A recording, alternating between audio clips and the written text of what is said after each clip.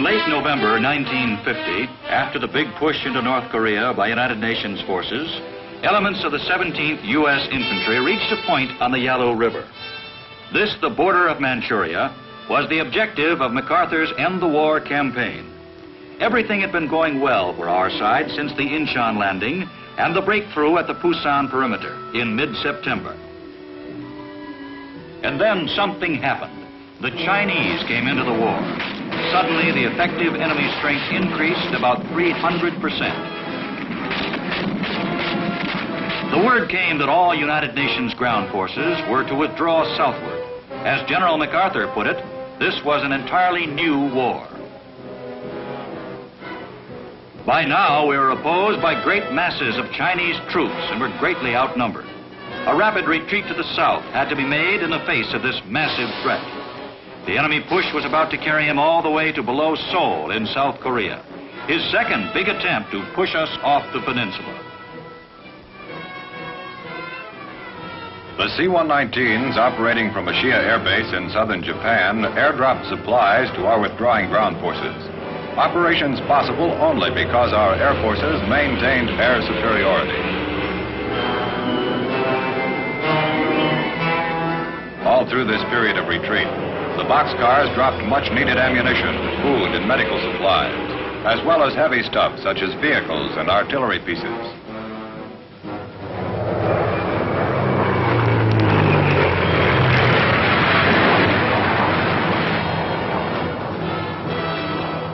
When our ground forces were compelled to pull back, the United Nations air power became the only means of effectively opposing the advance of the formidable Chinese army. This was the last week of November 1950 and the first half of December.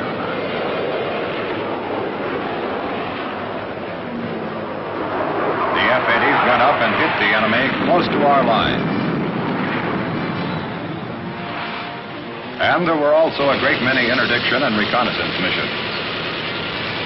It was our air strength again, as it was at the beginning of the conflict 6 months before, that prevented the envelopment of our withdrawing ground forces. The enemy was slowed down because we inflicted a tremendous number of casualties among his personnel, and because we kept on hitting his increasingly extended supply lines. This went on until in mid-December 1950. We were able to stabilize a line near the 38th parallel. In 1 month, our air forces flew more than 11,000 combat sorties.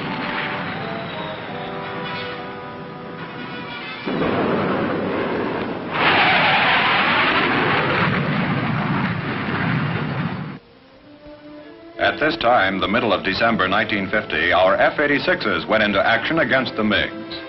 And now began one of the brightest chapters in the story of our air forces in the Korean conflict. Here we are in the pilot briefing room of an F-86 squadron.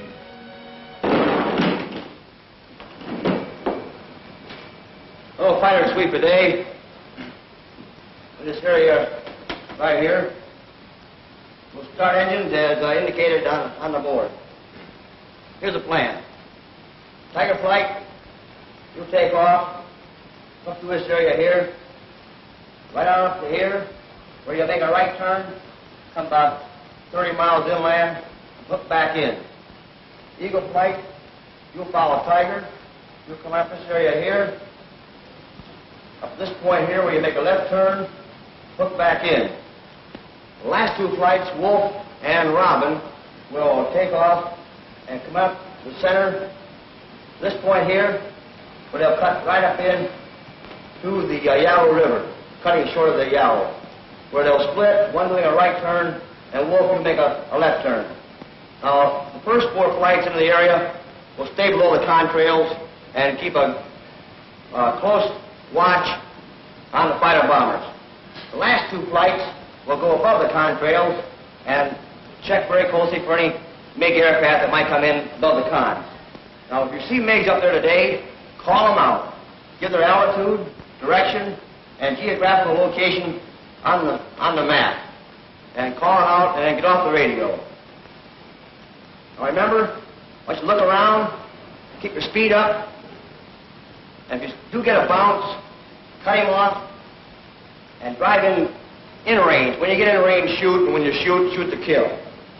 Anybody got any questions? Okay, let's go get them.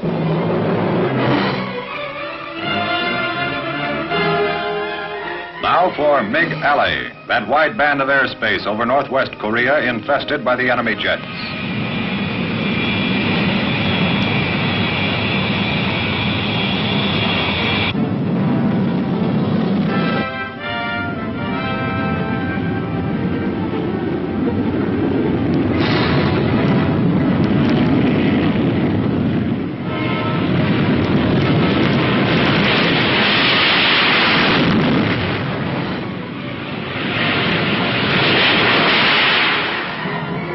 F-86s had this great advantage over the Russian-built MiGs. They were better handled. Simply as aircraft, the MiGs were at least the equal of the F-86s, and the enemy had a lot of them. They usually outnumbered the F-86s, sometimes by as much as 3 or 4 to 1. But our pilots were much more skillful than theirs.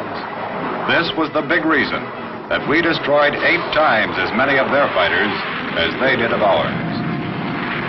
During the entire war, 827 MiGs were down.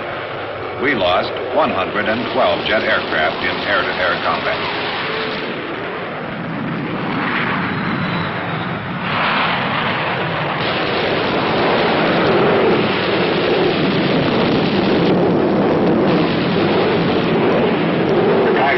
Tiger 2 here. I got a couple of bogeys out there. One coming around at 2 level. Roger, boy, I got him.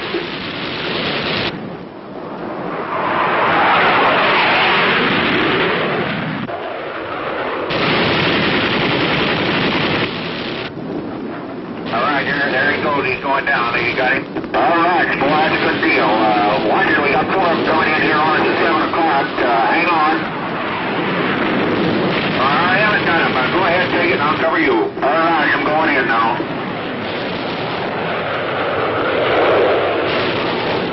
Okay, he's down, boy. You got him, too.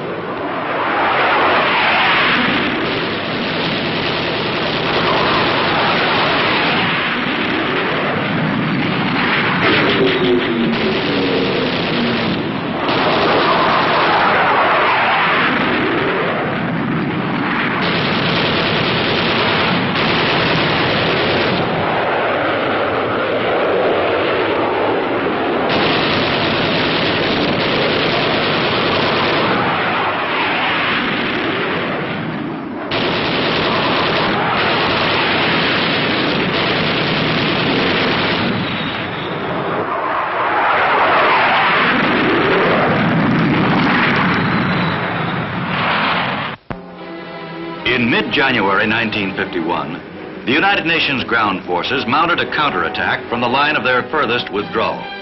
They pounded their way from below the 38th parallel and through the Iron Triangle. By June, the Reds were ready for an armistice. The battle line of mid-June was to remain more or less stabilized throughout the coming peace talks. In this building at Kaesong, the truce negotiations began in July 1951. A couple of weeks previously, the Russian delegate to the United Nations had made it clear that the Reds had had enough. General Nam Il of the North Korean Army was the spokesman for the enemy. The United Nations delegation was headed by Vice Admiral Joy of the United States Navy and included Major General Craigie of the Air Force, General Paik Sun-yup of the South Korean Army, and Rear Admiral Burke.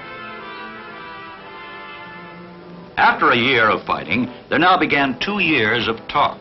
But during all that time, air assaults on the enemy were going to continue. After 21 months of dispute, chiefly over the problem of prisoners, an agreement was reached, at least on the exchange of sick and wounded. In April 1953, Operation Little Switch began. To Panmunjom, communist ambulances brought, at the rate of 100 a day, about 600 United Nations prisoners.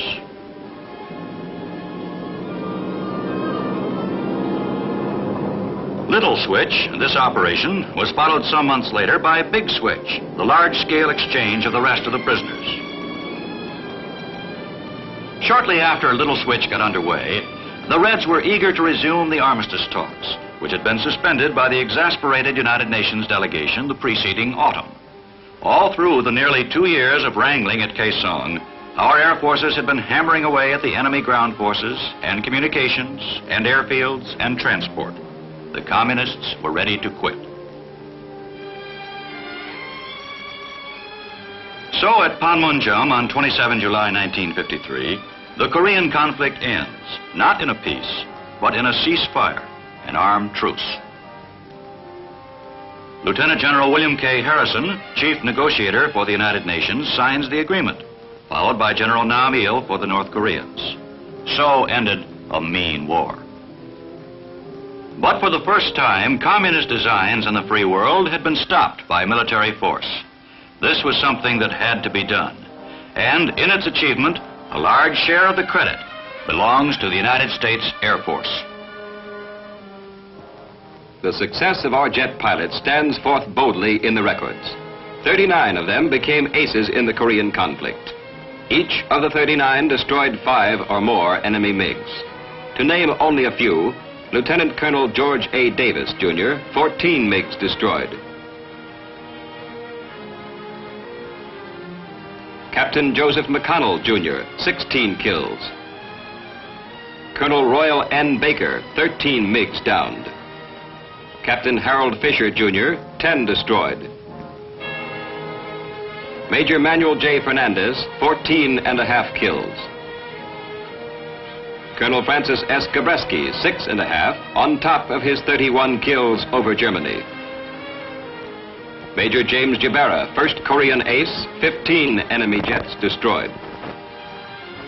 Colonel Harrison Thing, 5 MiGs downed. Captain Ivan C. Kinchelow, 5 kills. Colonel James K. Johnson, 10 MiGs destroyed. To our 39 Korean aces, indeed to all of our pilots who took part in the air battle, go praise and honor from us all. Splendidly, they upheld the national cause and the highest standards of the United States Air Force.